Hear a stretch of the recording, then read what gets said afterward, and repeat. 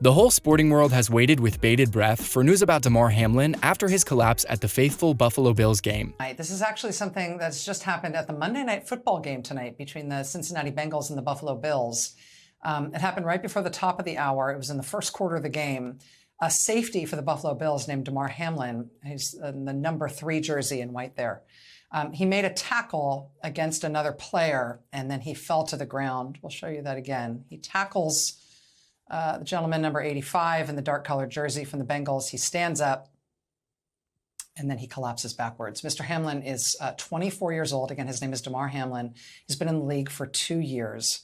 After he fell over backwards here following this tackle, he was unresponsive thereafter, which immediately became clear it was quite an emergency. First responders came onto the field, including in an ambulance. Now the Bills have some positive news on his condition. An expert reveals they think they know what might have happened to him on the field, and there is an ever-evolving story of unity and conflict in the NFL. To catch it all, watch this whole video. First off, what's the story so far? Damir Hamlin of the Buffalo Bills team in the NFL experienced what appeared to be cardiac arrest after tackling T. Higgins. Medics rushed the field and were able to get his heart beating again. There was a serious row, and the players' unions of the NFL and NFL owners agreed to shut down the game after a period of deliberation. It was an extreme injury that had the sporting world holding bated breath. The story is still ongoing, and the question everyone's asking is, will Damir Hamlin pull through? This is far from the first high-profile sporting injury, even of the season, but it's the first time we've seen a major working athlete's close brush with death bring the community together. NFL fans and people across the world are pouring in well wishes and donations for the poor man. This was a sobering moment for an organization that has a rough history with player injury. CTE, caused by multiple concussions, was long a leading cause of retirement in players who lived the rest of their lives wounded physically and mentally from the debilitating condition, largely due to negligence and a desire to cover up the dirty reality on the part of the NFL. After that happened, major changes were put in place, and there was an overall culture shift to valuing player health. While CTE and concussions still happen, the rate at which they do is down, and the documentation of all cases is up. It stands to reason there will be close attention paid to whatever has happened with Damir Hamlin as people consider whether or not unsafe play practices have led to yet another athlete's sorrows in the NFL. Hamlin actually tackled Bengals receiver T. Higgins, got back up, adjusted his face mask, and then immediately plummeted back to earth in a horrifying display. People have been tackled hard in NFL history, but it was bizarre to see the tackler get back up like that before going down again. That all plays into what our experts think may have happened, but you'll have to stay tuned for that knowledge drop up ahead. So then, what's the latest news from Hamlin? Is he okay? At the moment, he is still in serious condition. However, his uncle, Durain Glenn, has given an important update. He says that while Hamlin has a little lung damage, he can now breathe 50% on his own and only 50% via ventilator, whereas on Tuesday he was 100% reliant upon the ventilator to live. There are overall signs of improvement despite him being in a tight spot. Medics had to restart his heart not just on the field but after he arrived at the hospital. Glenn explained that the Dallas safety is sedated at the moment so as to improve his odds of recovery. They think that him waking up could cause other complications that would damage the healing process he so desperately needs after his heart issues arose and were nearly the end of him. Glenn is optimistic that his nephew will be breathing on his own again, though how soon he could not say. Glenn shared the deeply emotional sensation of watching Hamlin go down and need CPR. They said it was like watching a relative die live on TV and then get brought back to life. It was a gut punch that left grown men crying. They say there's no crying in baseball, but clearly there is in football when a loved one is on the line. We hope that Hamlin will wake to embrace his uncle as a healthy young 24-year-old nephew once again soon, and their whole family can continue the joy of having a famous athlete relative rather than the torment of knowing he's been terribly injured. In terms of concrete news on how they are treating him at the hospital, aside from being sure he's well looked after and keeping him sedated so he can regenerate faster, sadly, they're out of senzu beans at the moment. The star athlete's uncle conveyed that he has been positioned on his stomach by hospital staff in order to relieve pressure upon his lungs. Glenn expressed great gratitude to the medical staff on hand, for he truly believes his nephew would probably have gone on to the next life that night had they not been there to speedily resuscitate him. Alright, what's the expert's opinion on this? What caused this to happen? Dr. Mark Cohen, chairman of the Department of Medicine at Newark Beth Israel Medical Center, said that this hit had to occur during an incredibly razor-thin margin of time. How thin exactly? Well, all of about 5 milliseconds. For reference, that is the time of a singular honeybee wing flap. Yeah, they only flap their wings once every 5 milliseconds. I say only, but they obviously flap pretty fast. Our star was out like a light over this, so of course we all want to know what's behind it. This intriguing theory suggests that rather than a systemic issue, it was a freak accident of unlucky odds unfolding upon Hamlin to the point where nobody needs to be concerned that this will become a growing problem in the NFL. That's probably exactly what the league wants to hear.